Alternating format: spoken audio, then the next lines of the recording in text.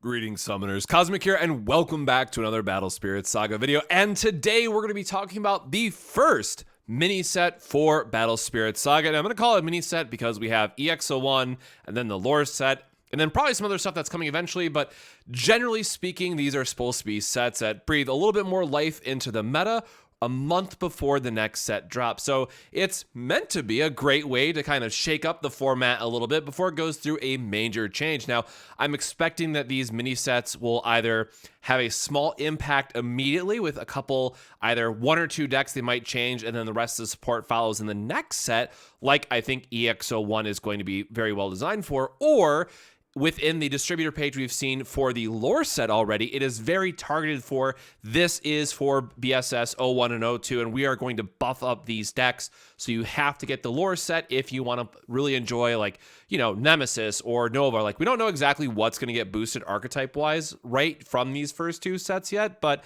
it's something that's hopefully going to bring those up a little bit in power level before we get a bunch of new stuff in set 3. So I'm really excited to see kind of where all of this goes.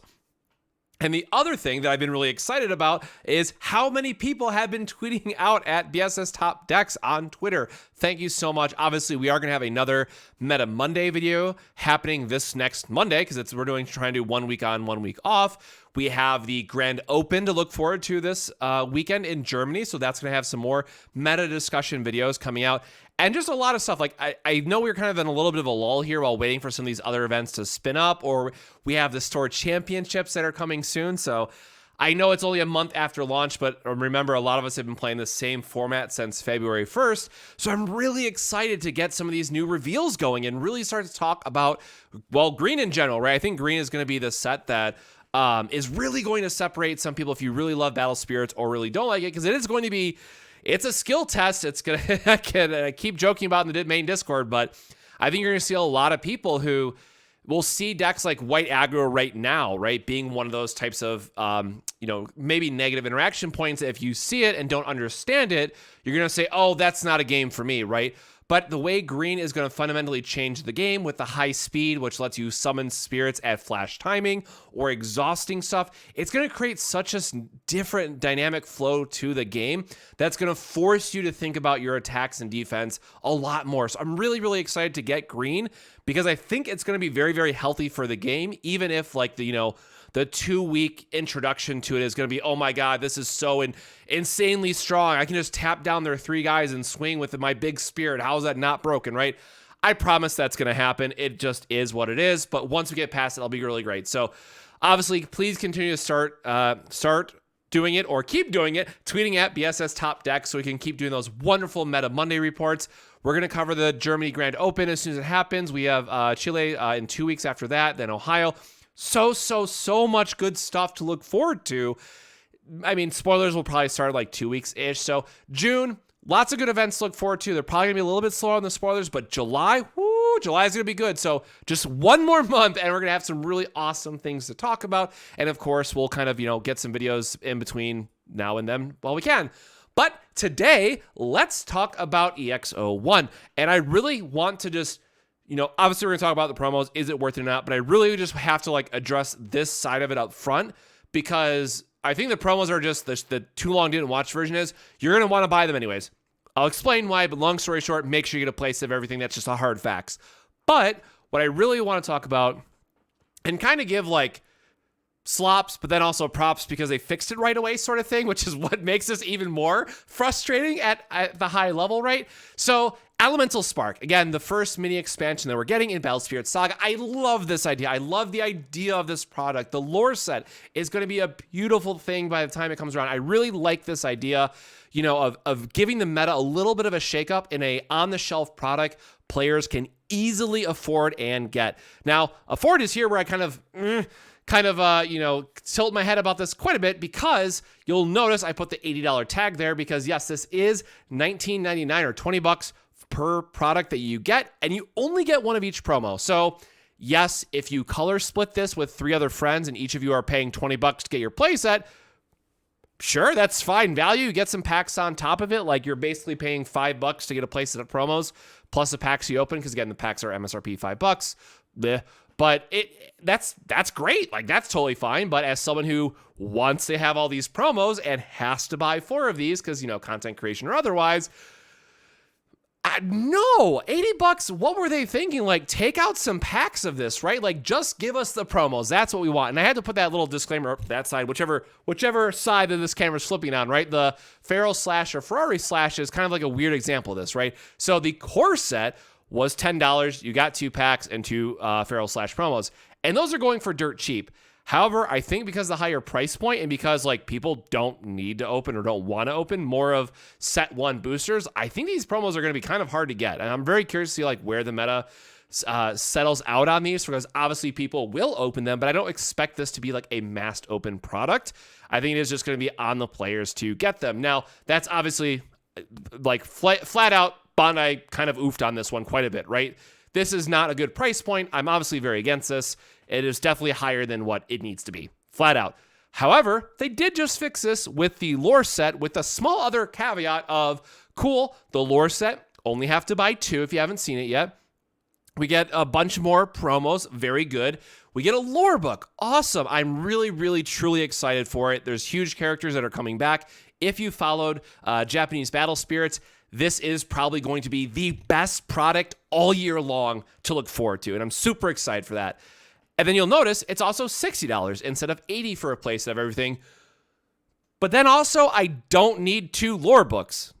I'm going to give one away at locals, but it's going to be hard to even give the lore book away because everybody else likely is already going to have 2. Like, what do I do with this, right? I'm going to give it to a Magic player maybe or something like, hey, check out this game. Here's a lore book and here's all the cool stuff with it. So I hope they do a good job on it.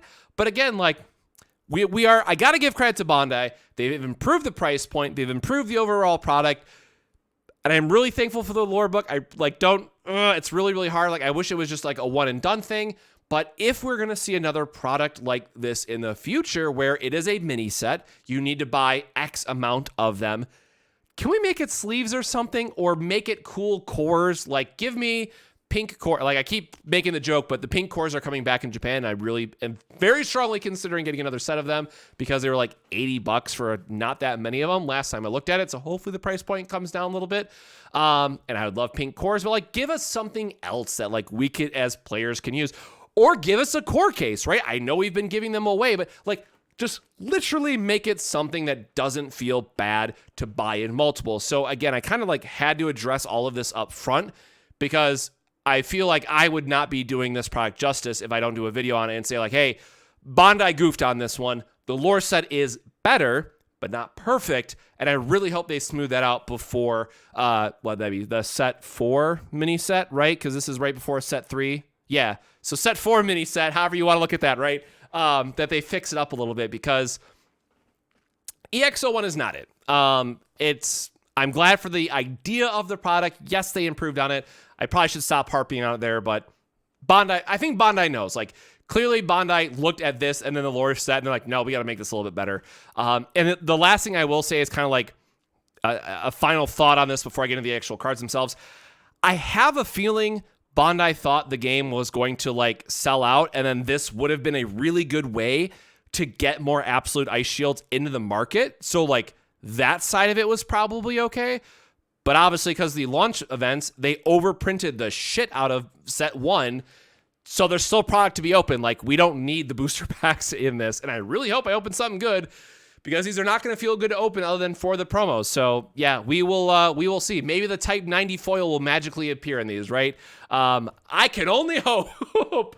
But yeah, so overall, the price point's a little bit hard, but let's get into the actual promos themselves because I very strongly believe these will have a meta impact in set 2. One of them right now, but the rest probably set 2. So that is kind of one of those things like, yeah, you have to buy something ahead of time, but you also want to buy it before it's out of print. So let's get into the actual cards themselves. So up first, we have the 4-cost Jewel Dragon Smog, and this is a beautiful lore piece for the game. Like, again, this is something that I really liked. If you look at the lore for each one of these, or the flavor text and what that means for the lords, we're getting the Void Lords. That was a messed up sentence, sorry. We're getting the Void Lords in the next set, and I am super, super excited for this because we are caring about the lore, right? We got that really sick Nova and Maduke battle. The lore in set 1 is kind of like the world building aspect of it, showing how, like, you know, Durmdine is dead, Nemesis is, you know, taking over, Maduke raised the body out of Seagworm to get Cursed Dragon. Like, there's a lot of little cool things like that going on.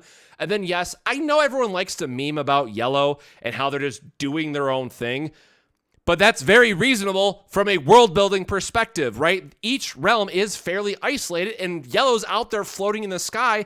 They're not going to care what's going on in the ground in red and purple, right? So I definitely expect the lore, as we see in the Yellow card here, which we'll get to a little bit later, like, they're now going to be brought in and go, oh, crap, there's a bunch of stuff going on. Like, we kind of need to do something about this. So I know set 1 was this very, like, lighthearted and jokey kind of approach to Yellow, but I think it is going to get very, very serious very quickly with the Void Lords, because it is a massive, massive deal that they are coming. So this is going to be likely, I hope they do something special for spoiler season 2, because this is a big deal. This is going to be a grand reveal to see their effects and what type of new gameplay that they're going to introduce. So I'm really, really excited.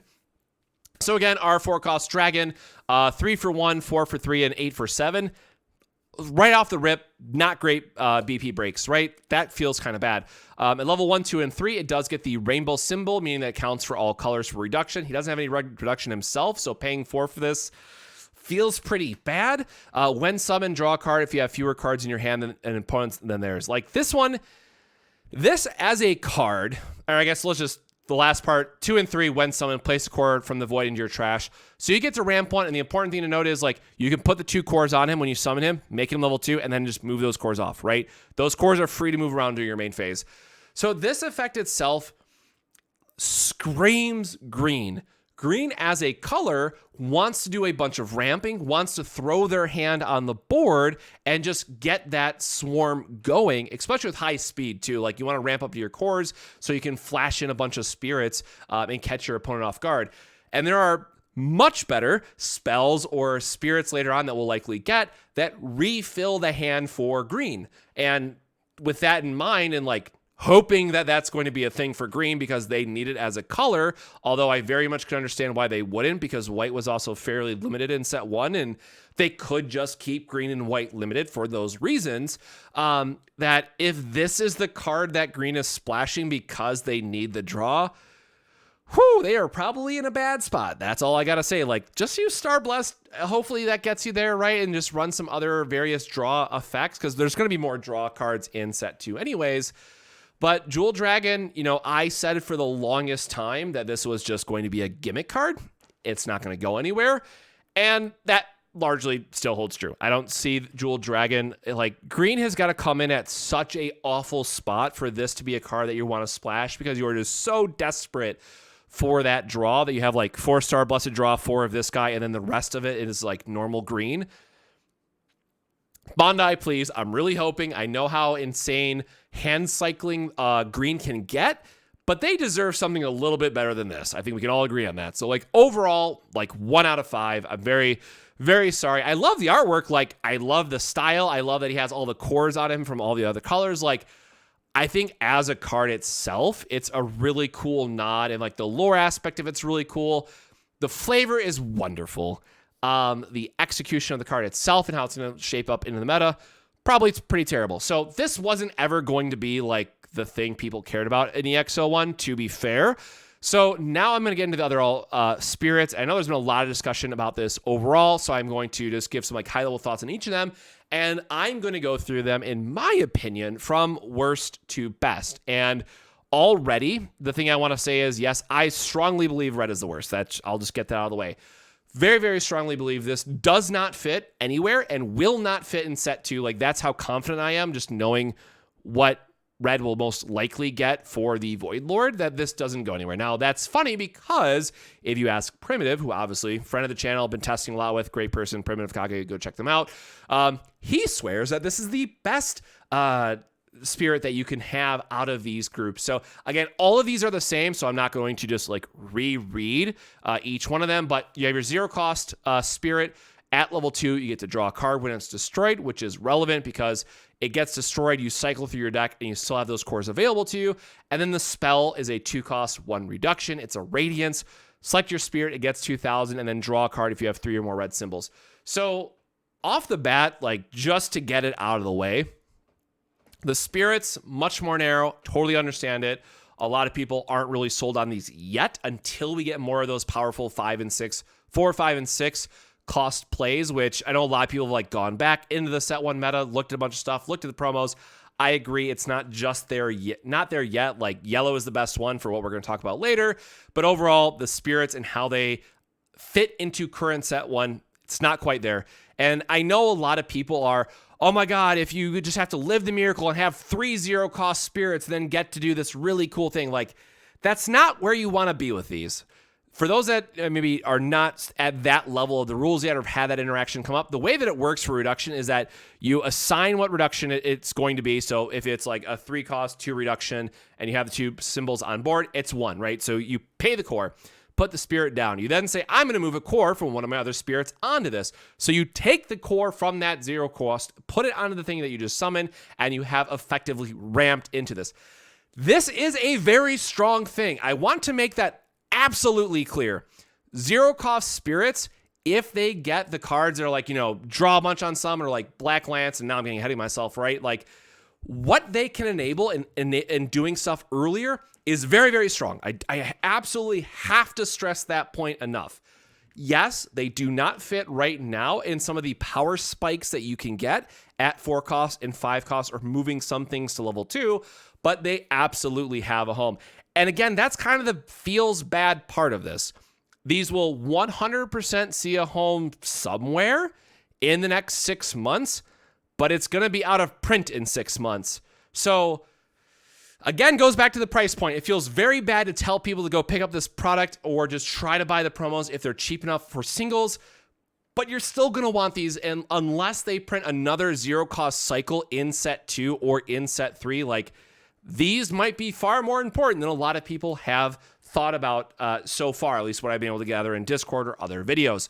So that said, for red, the big thing I think right now is going to be something like Nova combo, right? Like, or just getting to cycle through your deck. The most important thing to note here is you can get that block plus a BP boost and still cycle through your deck, right? Red Nova really wants to go through their deck as fast as possible. Give me the 4-star Blessed. Give me the Ruby Radiant so I can at least trade up in value.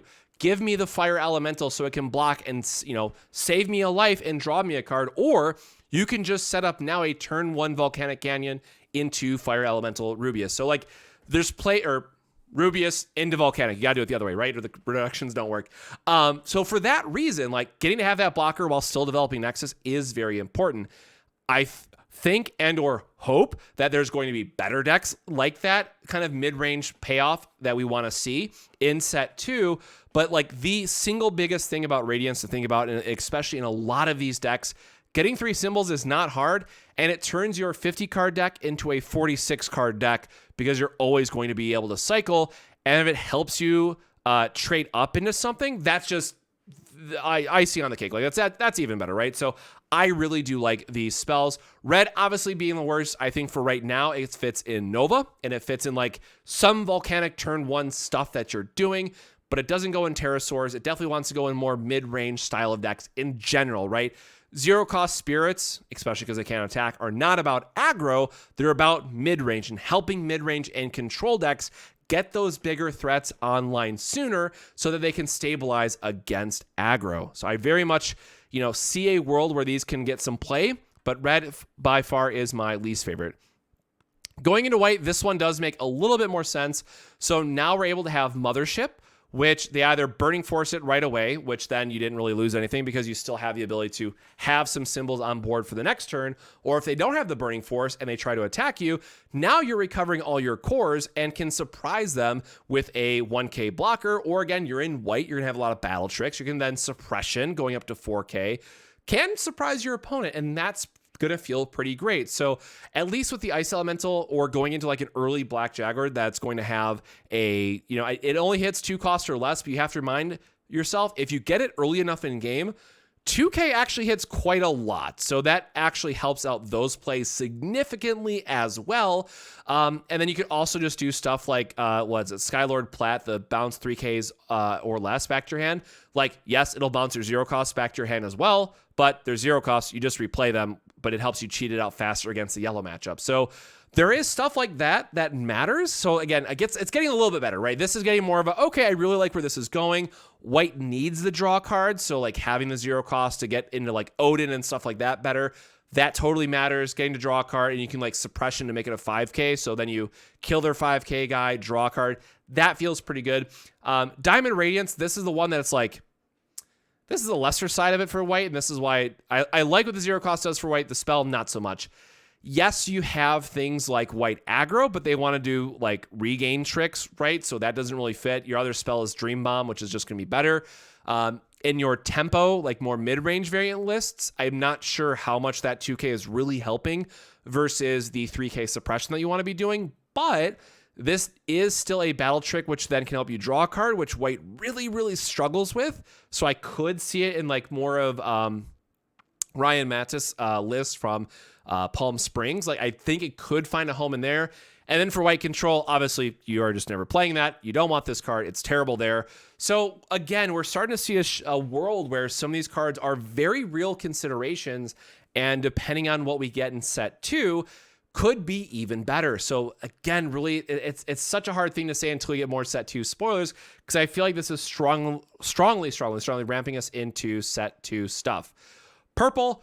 All right, now we're getting insane. Like purple and yellow, I'm sorry, you're absolutely wrong if you think that these cards aren't good. That's just my hot take of it. So the elemental for the purple, when destroyed, draw a card. Look, meme or not, we know we have Crimson Mail. Yes, that's still a thing where now you can draw a card, kill one of their spirits, and get more value that way. We have Nemesis. This is the perfect thing for Nemesis that now says draw 3 cards and helps you just get like adepts and stuff out earlier. Like, yeah, like all these things, like this is all good stuff, right? That we want to be setting up, especially if you can get that depths. Now we're blocking. We don't care if it doesn't have the 3 cores on it, because depths is now drawing for us.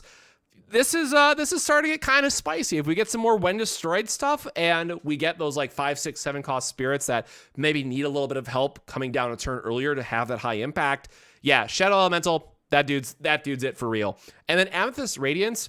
This is one I think is going to be slept on until more people do like the shadow aggro or curse aggro style of stuff, because that 2K matters a lot. As someone who's played that deck, that 2K is really good. Abandoned Guillotine is good, and now we can surprise our opponent with the Abandoned Guillotine boost. Like, come on, y'all, you are sleeping on this one. And we're getting to draw a card.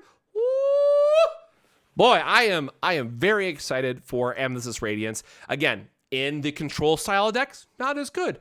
I get that. Maybe you don't want to play Curse Aggro. That's totally fine.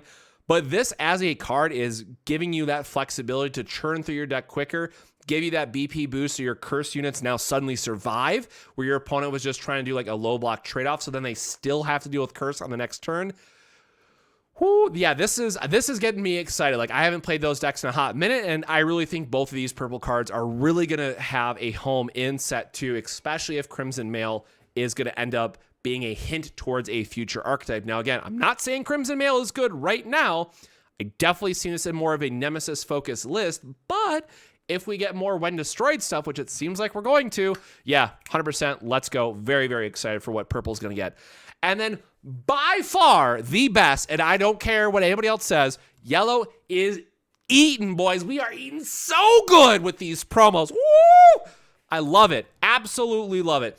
You're telling me we have Blessed Cathedral now, and we can just have this guy as a blocker and ramp a core? You're telling me that 2-cost aggro has the perfect spell that it wants, and it needed a higher density of 2-cost stuff, and you're telling me that Luster now has a way to do a little bit bigger of a boost, which is better than Gleam, sorry, as well? Whoo, we're doing it. Everything in yellow, like everything in yellow is happy to see this. Now, I'm not sure what's going to be the best part, what's going to have the best cut. So I guess like Fabled Beast is the one archetype in yellow that doesn't care about this. And let's be honest, Fabled Beast is good enough. Love it. Absolutely love it. I don't know what else I could say. I think this is just pure gas. As someone who's played so much yellow, it makes my eyes hurt. Woo! Let's go. Like, these are gas. And that's the thing that kind of feels bad, right? Like, red, not that exciting. Yellow, give me 4 of each of these bad boys and let's get cooking because there is stuff to do. And then also, like, Alice surprise BP minus and your opponent thinks they're free. Then you're like, Ginger Bloom, Alice, you're dead. Whoo!